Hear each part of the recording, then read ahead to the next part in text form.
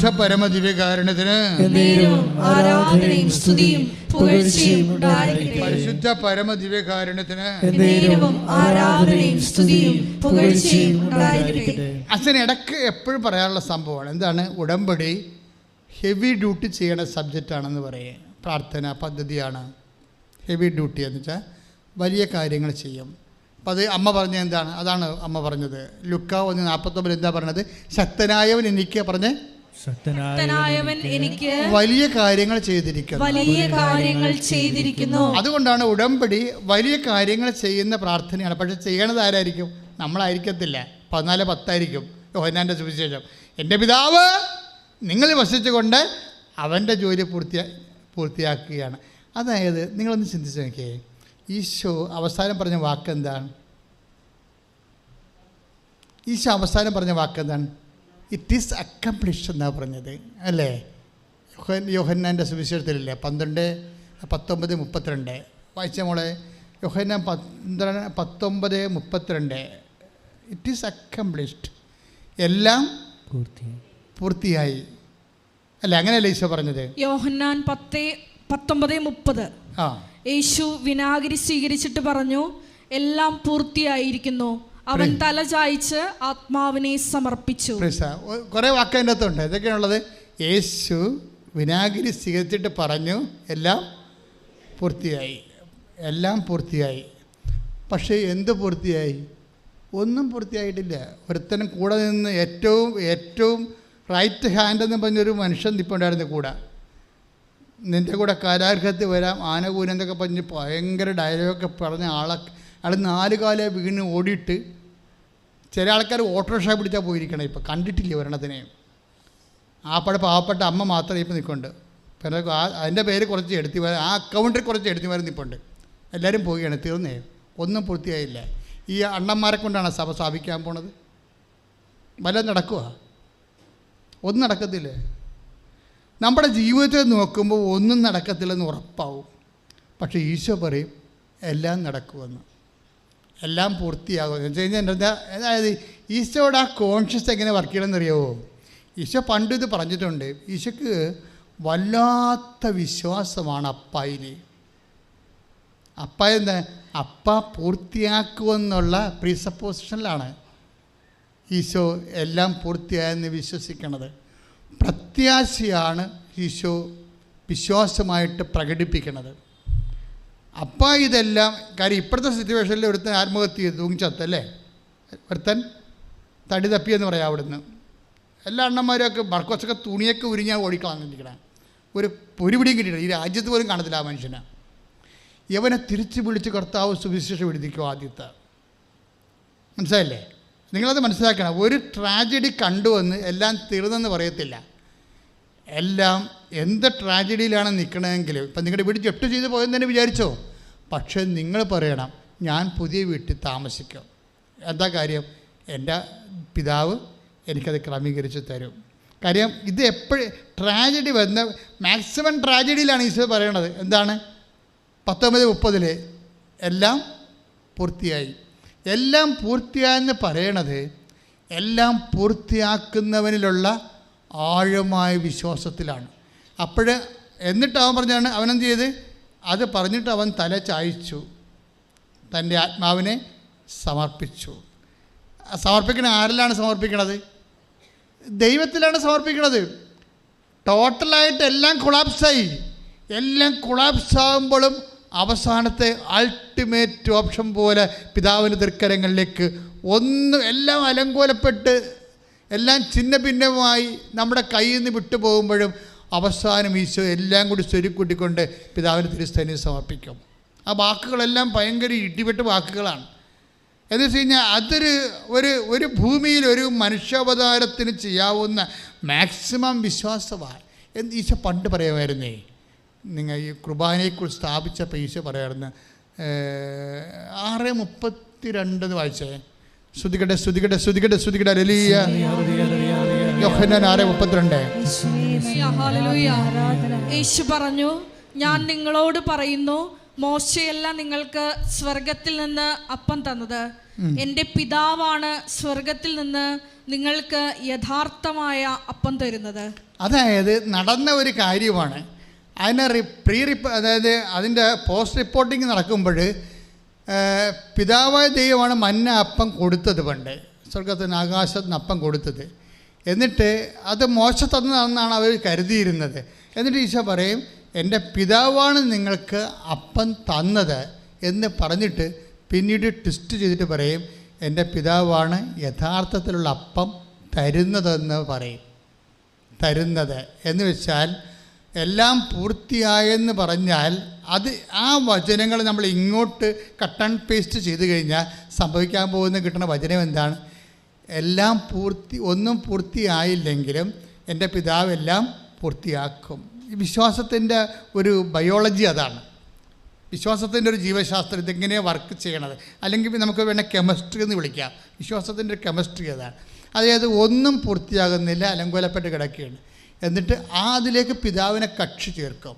കക്ഷി ചേർത്തിട്ട് ഉടമ്പടിയുടെ ഏറ്റവും വലിയ സംഭവം എന്ന് പറയുന്നത് നിൻ്റെ ജീവിത അവസ്ഥകൾ, നിന്നെ ബലഹീനമാക്കുന്ന ജീവിത അവസ്ഥകളിലേക്ക് പിതാവിനെയും പുത്രനെയും പരിശുദ്ധാത്മാവിനെയും കക്ഷി ചേർത്തുകൊണ്ട് നീ ശക്തനാവിനെ കൊണ്ട് വലിയ കാര്യം ചെയ്യിക്കുന്നതാണ് മേജർ. ഇപ്പോൾ സിസ്റ്റർ ഡെയ്സി ജോസഫിൻ്റെ സാക്ഷ്യം ആ വഴിക്ക് പോണതാണ്.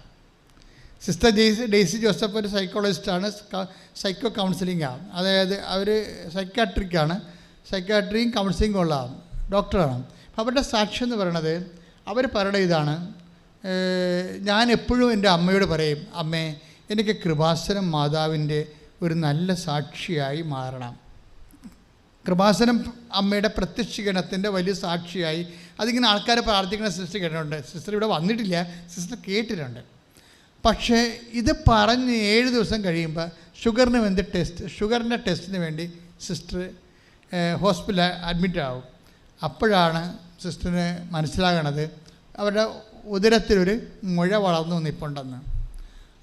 അപ്പോഴത് കേട്ടവർ ഇവർക്ക് ആദ്യത്തിന് ഭീതിയെങ്കിലും പെട്ടെന്ന് ഇവർക്ക് ദൈവികമായ ശക്തി ലഭിക്കും. ശക്തി ലഭിച്ചിട്ട് ഇവരെന്നാ ചെയ്യും? ഇവർക്കിവിടെ വരാൻ പറ്റത്തില്ല. അവർക്ക് നല്ല ഹൈ ഡ്യൂട്ടിയിൽ നിൽക്കുന്ന കാരണം വയനാടാണ്, വരാൻ പറ്റണില്ല. അവർ കൊച്ചിയിലുള്ള ഒരു സുഹൃത്തിനെ വിളിച്ച് പറയും, ഒരു ചേച്ചീനെ വിളിച്ച് പറയും, എനിക്ക് വേണ്ടി ഇപ്പോൾ ഒരു ഉടമ്പടി എടുക്കാമോ എന്ന് ചോദിക്കും. അപ്പോൾ അവരങ്ങനെ തന്നെ, അവരുമാണെങ്കിൽ കൃപാസനത്തിൽ വരാൻ വേണ്ടി കൊതിച്ചിരുന്ന ആളാണ്. ഒരു ഗത്രു കിട്ടാൻ കൊണ്ട് നിൽക്കുകയായിരുന്നു. സിസ്റ്ററിങ്ങനെ ഒരു ഉന്ത് കിട്ടിയപ്പോൾ അവർ വന്നെടുത്ത് ഉടമ്പടി എടുത്തു കഴിഞ്ഞപ്പോൾ അവർക്ക് നേർച്ച വസ്തുക്കൾ കൊടുക്കണ്ടേ. അപ്പോൾ ഒരു സിസ്റ്റർ, ഞാൻ എല്ലാ സിസ്റ്ററിന് വേണ്ടി ഉടമ്പടി എടുത്ത് നേർച്ച വസ്തുക്കളൊക്കെ എല്ലാം വാങ്ങിച്ചിട്ടുണ്ട് എന്ന് പറഞ്ഞു. ഇതെങ്ങനെ അവിടെ എത്തിക്കേണ്ടതെന്ന് അങ്ങനെ ചോദിച്ചുകൊണ്ടിരിക്കുമ്പോൾ സിസ്റ്ററിനെ വേറെ ഒരു സിസ്റ്ററിൻ്റെ ഒരു റിലേഷനുള്ളവർ അവരെടുത്ത ഉടമ്പടി കാശുരുവൻ അവർ ആ ചേട്ടൻ സർക്കാർ ജോലി അന്ന് പോകാതെ ലീവ് എടുത്തിട്ട് 1.5 കിലോമീറ്റർ ഡ്രൈവ് ചെയ്ത്, അല്ല 1.5 മണിക്കൂർ ഡ്രൈവ് ചെയ്ത് ഈ സിസ്റ്ററിന് കൊണ്ടേ കൊടുക്കും ഉടമ്പടി കാശുരുവോ മറ്റ് നേർച്ച വസ്തുക്കളെല്ലാം. ഇവരിങ്ങനെ മനസ്സിൽ വിചാരിച്ചുള്ളൂ, ഈ കൊച്ചിയിലെ ചേച്ചി എങ്ങനെയാണ് വയനാട്ടിൽ വന്ന് കൊടുക്കേണ്ടത്, കുറേ കാശ് ചിലവുണ്ടല്ലോ, അവർ എങ്ങനെ കൊണ്ടുവന്ന് കൊടുക്കുമെന്ന് ചോദിച്ചതേ ഉള്ളൂ. അവർക്ക് സിസ്റ്ററിന് മാതാവ് തന്നെ അത് എത്തിച്ച് കൊടുക്കും. എന്നിട്ട് ഇവർ ഇതും പിടിച്ചുകൊണ്ട് സ്കാൻ ചെയ്യാൻ പോകുന്നവരെ ആ സമയങ്ങളിലൊക്കെ പ്രാർത്ഥനയുടെ കാര്യങ്ങൾ ശ്രദ്ധിച്ചാൽ നമുക്ക് ഞെട്ടിപ്പോകും. കാര്യം വെച്ചാൽ അവരിവിടെ വന്നിട്ടില്ല. അവർക്കുള്ളത് എന്താണ്? അവർക്ക് വിശ്വാസമാണ് ഉള്ളത്, സ്നേഹത്തോടെയുള്ള വിശ്വാസമാണ്. പക്ഷെ അവരതിനകത്ത് വേറെ ഒരു കാര്യം പറയുന്നുണ്ട്, ഇവർ മനസ്സുകൊണ്ട് ദൈവമായിട്ട് ഉടമ്പടി ചെയ്ത ആളാണ്. അതാണ് ഈ മനസ്സുകൊണ്ട് ഉടമ്പടി ചെയ്തിട്ട് എന്താ സംഭവിച്ചിരിക്കുന്നത്? ആ ഉടമ്പടിയിലുള്ള അതിൻ്റെ അന്തസത്ത, ആധ്യാത്മിക അന്തസത്ത എന്ന് പറയുന്നത് പിതാവും പുത്രനും പരിശുദ്ധാത്മാവുമായിട്ട് നമുക്ക് ബന്ധം ഉണ്ടാകണമല്ലോ. അപ്പോൾ സിസ്റ്റർ അതിൻ്റെ സാക്ഷ്യത്തിൽ പറയുന്നുണ്ട്, എനിക്ക് അപ്പായുമായിട്ട് നല്ല ബന്ധമാണ്, എൻ്റെ ജീവിതം തന്നെ ഞാൻ ഉടമ്പടി ചെയ്തതാണ്. അപ്പോൾ അതുകൊണ്ട് തന്നെ എനിക്ക് മരിയൻ ഉടമ്പടി ചെയ്യാൻ ഭയങ്കര കൊതിയായിരുന്നു. പക്ഷേ ഒരു അവസ്ഥ കിട്ടി അമ്മയ്ക്ക് ഒരു ചെയ്താൽ മാത്രം പോരാ, അമ്മയുടെ ഒരു സാക്ഷിയായിട്ട് മാറണമെന്ന് എൻ്റെ മനസ്സിലെപ്പോഴും എൻ്റെ ആത്മാവ് പറഞ്ഞുകൊണ്ടിരിക്കുമായിരുന്നു.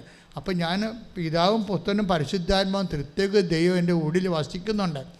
അപ്പോഴും ഞാൻ ഈ സാക്ഷ്യം ഇങ്ങനെ കേൾക്കുമ്പോൾ ഞാൻ ഓർക്കും, ദൈവമേ ഇതാണല്ലോ ഉടമ്പടിയുടെ അന്തസത്ത.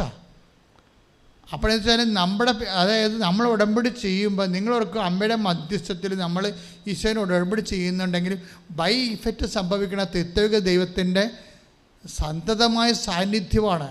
അതിൻ്റെ തിത്വൈക്യത്തെയും സാന്നിധ്യം മാത്രമല്ല, ഒരു ഇന്നാക്റ്റീവ് പ്രസൻസ് അല്ല. അതാണ് ഉടമ്പടി വരണത്. പലപ്പോഴും ദൈവം നമ്മൾ വസിക്കുന്നുണ്ടെങ്കിലും നമ്മളതിനെക്കുറിച്ച് അവെയർ ആകാത്ത കാരണം നമുക്ക് ഇന്നാക്റ്റീവ് പ്രസൻസാണ് വരണത്. ഇത് വലിയൊരു മോശം കാര്യമാണ്. കാര്യം എല്ലാ വിശ്വാസികൾക്കും സംഭവിക്കുന്ന ആധ്യാത്മിക ദുരന്തമാണ്. എന്ന് വെച്ച് കഴിഞ്ഞാൽ നമ്മൾ ദൈവം വസിക്കുന്നുണ്ട്, പക്ഷേ we are not aware it. അതുകൊണ്ട് നമുക്ക് അതിനെക്കുറിച്ച് അവബോധമില്ലാത്തതുകൊണ്ട് നമുക്ക് ആ പ്രസൻസ് ഇന്നാക്റ്റീവായിട്ടാണ് ഫീൽ ചെയ്യണത്. സിസ്റ്റർ അങ്ങനെയല്ല, സിസ്റ്ററിൻ്റെ ആക്റ്റീവ് പ്രസൻസാണ്. കാര്യം എന്താണ്?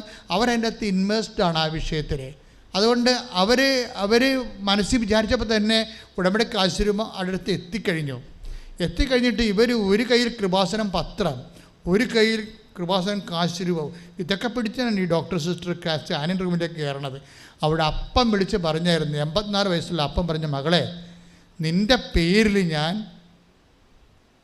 അമ്മയോട് പറഞ്ഞിട്ടുണ്ട്. അതായത് ഈ അപ്പനും ഉടമ്പടി ഇവിടെ വന്ന് ചെയ്തിട്ടില്ല, പക്ഷേ ആ വീട് സമേതം എപ്പോഴും ഈ ധ്യാനം കൂടിക്കൊണ്ടിരിക്കും. ഉടമ്പടി ധ്യാനം കൂടി അതുപോലെ തന്നെ ഉടമ്പടി പ്രവർത്തനങ്ങളൊക്കെ ചെയ്യുന്ന ആൾക്കാർ ഇവിടെ വന്നിട്ടില്ല, ഉടമ്പടി ചെയ്തിട്ടില്ല, പക്ഷേ ഉടമ്പടിയിൽ അവർക്ക് അഭിഷേകം കിട്ടിയിട്ടുണ്ട്. നിങ്ങൾ കൃപാസനത്തിൽ വന്നിട്ടില്ലെങ്കിലും ആയിരക്കണക്കിന് മനുഷ്യർക്ക് മാതാവ് ഉടമ്പടിയിൽ അഭിഷേകം കൊടുത്തിട്ടുണ്ട്. അപ്പോൾ അവർക്ക് ഉടമ്പടി ചെയ്ത പോലെ തന്നെ ഇഫക്റ്റുകൾ സാന്നിധ്യം വരുന്നുണ്ട്. അവരെപ്പോഴെങ്കിലും കാലത്ത് അവിടെ വരും ഇവിടെ, പക്ഷെ വരുന്നവരെ ദൈവം അവരെ നിലനിർത്തി കൊടുക്കും. അപ്പോൾ അപ്പം പറയുക, അമ്മ എന്നോട് പറഞ്ഞിട്ടുണ്ട്, കൃപാസന അമ്മ എന്നോട് പറഞ്ഞിട്ടുണ്ട്, നിനക്കൊരു കുഴപ്പം വരത്തില്ലെന്ന്. കാര്യം അപ്പോൾ 84 വയസ്സുള്ള അപ്പനാണ് മകൾക്ക് വേണ്ടി പ്രാർത്ഥിക്കുന്നത്. അപ്പോൾ അതായത് എന്നിട്ട് ഈ കാശ് രൂപ ഉടമ്പടി കൃപാസനം പത്രം മേടിച്ചുകൊണ്ട് ഇവർ സ്കാൻ റൂമിലേക്ക് ചെന്നിട്ട് ഇത് കാശിനെ പിടിച്ചുകൊണ്ട് തന്നെയാണ് അവർ സ്കാൻ ചെയ്യണത്. ചെയ്ത് കഴിയുമ്പോൾ നേരത്തെ കണ്ട ആ മുഴയില്ലേ, വലിയ മുഴ, ഈ സംഭവം സിസ്റ്റാണതേ. അതിൻ്റെ വേദന അവർ 10-25 കൊല്ലമായിട്ട് അനുഭവിക്കണതാണ്. ഇപ്പം ആ വേദന കൂടിയതാണെന്ന്. ഇപ്പം നേരത്തെ ഈ വേദന ഉണ്ടവർക്കേ, അവരിത് അനുഭവിച്ചുകൊണ്ടിരിക്കുകയാണ്. പക്ഷേ ഇത് എന്താണെന്ന് അറിയാൻ പാടില്ലാതെ പോവും. ഇപ്പം മാറും എന്നൊക്കെ പറഞ്ഞുകൊണ്ട് നമ്മൾ വരെ പാരസെറ്റമോളെ കഴിച്ചുകൊണ്ട് വേദന കൊല്ലിയൊക്കെ കഴിച്ചുകൊണ്ട് ജീവിക്കത്തില്ലേ, അങ്ങനെ അഡ്ജസ്റ്റ് ചെയ്ത് പോവുകയാണ്. ഇപ്പം അമ്മയുടെ സാക്ഷ്യം പറയണമെന്ന് അവർ പറഞ്ഞപ്പോഴാണ് അമ്മ പറഞ്ഞത്, this is A thing, you are suffering from such and such diseases. അതുകൊണ്ട് ഡയഗ്നോസ് ചെയ്യാൻ പറയും. ഡയഗ്നോസിസ് ഷുഗറിനെ ടെസ്റ്റ് ചെയ്യാൻ പോയതാണ്. അപ്പോഴാണ് ഈ സംഭവം തിരിഞ്ഞു കിട്ടിയത്. എന്നിട്ട് ഈ സാധനം, ഈ സിസ്റ്റ് ഹൈ ഓപ്പറേഷൻ വേണ്ട സംഭവമാണ്, മേജർ ഓപ്പറേഷൻ വേണ്ടതാണിത്. എന്നിട്ട് ഈ സംഭവം നിർത്തിക്കൊണ്ട് തന്നെ മായിച്ച് കളഞ്ഞ ദൈവം. മേജർ ഓപ്പറേഷൻ ചെയ്യുമ്പോൾ സിസ്റ്റർ പറയും, ഇല്ല എനിക്ക് ഓപ്പറേഷൻ വേണ്ട സിസ്റ്ററെ. അപ്പോൾ ഇനി ഓപ്പറേഷന് കാണാം അല്ലേ സിസ്റ്റർ എന്ന് പറഞ്ഞുകൊണ്ട് ഡോക്ടർ നേരത്തെ വിട്ടതാണ്. പക്ഷേ ഇവർ ചിരിച്ചുകൊണ്ട് ഡോക്ടറിനോട് പറയും, ഡോക്ടറെ ഓപ്പറേഷൻ വേണ്ടി വരത്തില്ല, അമ്മ എന്നെ ഏറ്റെടുത്തോളൂ എന്ന് പറയും. ഈ സിസ്റ്റം കേൾക്കുമ്പോൾ, നമ്മളിത് കേൾക്കുമ്പോൾ തന്നെ തിരിച്ചു പറയാൻ കഴിയണം. എന്നാൽ ശരി ഡോക്ടറെ, ഓപ്പറേഷൻ എങ്കിൽ ഓപ്പറേഷൻ ചെയ്യും, അതാണ് നിശ്ചയിച്ചേക്കാൻ വന്നേക്കാമെന്ന് പറഞ്ഞില്ല. അങ്ങനെ പറയണമല്ല ആൾക്കാർ ചെയ്യണം. ഇതങ്ങനെയല്ല. സിസ്റ്റർ പറയും, ഞാൻ വരത്തില്ല, അമ്മ ഇത് ഏറ്റെടുക്കും, കൃപാസന അമ്മ ഇത് ഏറ്റെടുക്കുമെന്ന് പറയും. എന്നിട്ടാണ് ഇവർ ഈ കാശിനെയും പിടിച്ചുകൊണ്ട് സ്കാൻ ചെയ്യുമ്പോൾ ഈ 25 കൊല്ലം ഉണ്ടായ സാധനം അതിനെ കാണാനില്ല. അതാണ് ഈ വലിയ കാര്യങ്ങളെന്ന് പറയുന്നത്, മേജർ ഡ്യൂട്ടി. ഞാൻ എപ്പോഴും പറയും, 25 കൊല്ലം പഴക്കമുള്ള രോഗമാണ് ഇത്, മേജർ ഡ്യൂട്ടി അല്ലേ, മേജർ ഡ്യൂട്ടി എന്ന് പറയും ഉടമ്പടി ഭാഷയിൽ. അതെന്താണ്? അത് ലൂക്ക 1:49 ശക്തനായവൻ എനിക്ക് വലിയ കാര്യങ്ങൾ. പക്ഷേ ഈ വലിയ കാര്യങ്ങൾ ചെയ്യണമെങ്കിൽ എന്ത് ചെയ്യണം? ശക്തനാകണം അല്ലേ? ദൈവം ശക്തനാണ്, പക്ഷെ നമുക്ക് we are not feeling it. അവിടെയാണ് നമ്മുടെ പ്രോബ്ലം. ദൈവം ശക്തനാണ്, പക്ഷേ ആർക്കാണിത് ഫീൽ ചെയ്യണത്? ആർക്കാണ് ഫീൽ ചെയ്യണത്? ദൈവത്തിൻ്റെ ശക്തി പ്രകടിപ്പിക്കാൻ പറ്റുന്ന ഒരു ഫോർമാറ്റിലേക്ക് നമ്മൾ വരണം. അതെങ്ങനെയാണ് വരണത്? അവിടുന്ന് തൻ്റെ ദാസിയുടെ വിനീത അവസ്ഥ തൃക്കണം പാർത്തു. അതിനെ കൂടെ കൂട്ടി വായിക്കേണ്ട സംഭവമാണത്. ഇതൊക്കെ 1:48 വായിച്ചേ. ശ്രുതികട്ടെ. തന്റെ ദാസിയുടെ താഴ്മയെ കടാക്ഷിച്ചു. ലൂക്ക 1:48 തിരിച്ചു വായിച്ചു, കൂടുതൽ വായിച്ചു അങ്ങോട്ട്. മറിയം പറഞ്ഞു, ലൂക്ക 1:46 മുതൽ, മറിയം പറഞ്ഞു, എൻ്റെ ആത്മാവ് കർത്താവിനെ മഹത്വപ്പെടുത്തുന്നു, എൻ്റെ ചിത്തം രക്ഷകനായ ദൈവത്തിൽ ആനന്ദിക്കുന്നു. അവിടുന്ന് തൻ്റെ ദാസിയുടെ താഴ്മയെ കടാക്ഷിച്ചു. ഇപ്പോൾ മുതൽ സകല തലമുറകളും എന്നെ ഭാഗ്യവതി എന്ന് പ്രകീർത്തിക്കും. ശക്തനായവൻ എനിക്ക് വലിയ കാര്യങ്ങൾ ചെയ്തിരിക്കുന്നു. മനസ്സിലായില്ലേ? അപ്പം ശക്തൻ്റെ വലിയ കാര്യങ്ങളാണ് ഉടമ്പടിയിലെ മേജർ മിറക്കിൾസ്. പക്ഷേ ഇത് എന്തുമായിട്ടാണ് ലിങ്ക് ചെയ്തിരിക്കുന്നത്? അവിടുന്ന് തന്നെ ദാസിയുടെ വിനീതാവസ്ഥ തെക്കൻ പാർത്തു. അതാണ് സംഭവം. അതായത് നമ്മുടെ എളിമ അല്ലേ, അഹങ്കാരം, മുൻകോപം, കലഹം, ഭിന്നത, വാശി, വൈരാഗ്യം, മത്സരം, ഈ ജഡിക സംഭവങ്ങളെല്ലാം ഉടമ്പടിയിൽ ഉടച്ചു വാർക്കേണ്ടി വരും. മനസ്സിലായില്ലേ? ദൈവത്തിൻ്റെ ശക്തി, ശക്തനായ എനിക്ക് വലിയ കാര്യങ്ങൾ ചെയ്യണില്ലേ?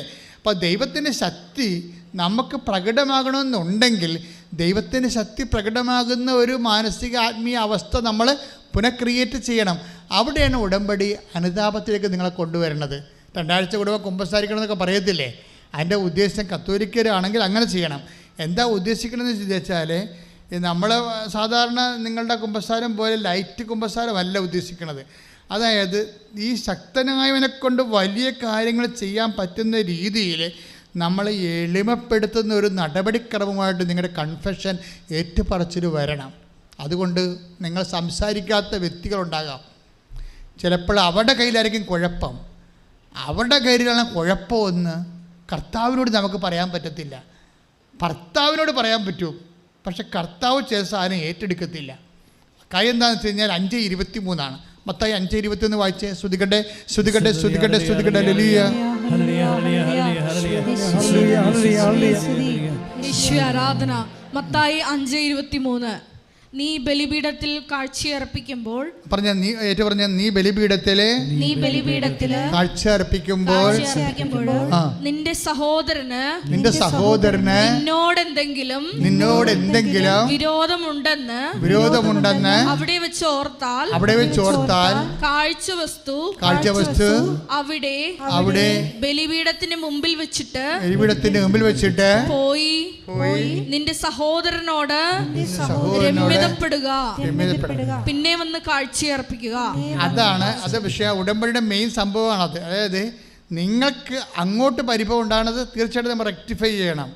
മറിച്ച് ആരെങ്കിലും നിങ്ങളുമായിട്ട് നിരപ്പാകാതെ ഇരിക്കണമെന്നുണ്ടെങ്കിൽ മാക്സിമം കോംപ്രമൈസിലേക്ക് പോകണം. ഇപ്പം ചില ആൾക്കാരൊക്കെ പറയും, അച്ഛാ അടുത്ത ആഴ്ച ഡൈവേഴ്സിൻ്റെ അദാലത്ത് വിചാരണ ലാസ്റ്റ് കുടുംബ കോടതി കണ്ടൊക്കെ വെച്ചിരിക്കുക. അപ്പോൾ ഞാൻ ചോദിക്കും, നിനക്ക് വേണ്ടെന്ന് ഞാൻ ചോദിക്കും.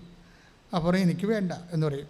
അപ്പോൾ വേണ്ടെന്ന് പാർട്ടി തീരുമാനിച്ചുകൊണ്ട് വന്ന് ഉടമ്പടി എടുത്തിരിക്കുകയാണ്. ഇപ്പോൾ നീ വല്ല കഥയുണ്ടാ? നീ അങ്ങനെ തീരുമാനിച്ചിരിക്കുകയാണ് വേണ്ടെന്ന്. ഇത് കൂദാശയുടെ ബന്ധമല്ലേ? നീ ദൈവത്തോട് ചോദിച്ചാൽ നിന്നെ യോജിപ്പിച്ച ആളാണെന്ന്. നിന്റെ ദൈവത്തിൻ്റെ ശക്തിയിൽ നിനക്ക് വിശ്വാസമില്ലേ? നിൻ്റെ ഭർത്താവിന് അന്യബന്ധമാണെങ്കിലും ശരി, അവന് ഇപ്പോഴുള്ള സ്വഭാവം നിനക്ക് പിടിക്കാത്തതാണെങ്കിലും അത് പിടിക്കാൻ പറ്റുന്ന രീതിയിൽ അവന് ചേഞ്ച് ചെയ്യാൻ നിൻ്റെ ദൈവത്തിന് കരുത്തുണ്ടെന്നും അവൻ ശക്തനാണെന്ന് നീ വിശ്വസിക്കാത്തോളം കാലം നിൻ്റെ ഉടമ്പടി വർക്കൗട്ട് ചെയ്യത്തില്ല. പ്രാർത്ഥിക്കുക. കർത്താവായ ദൈവമേ,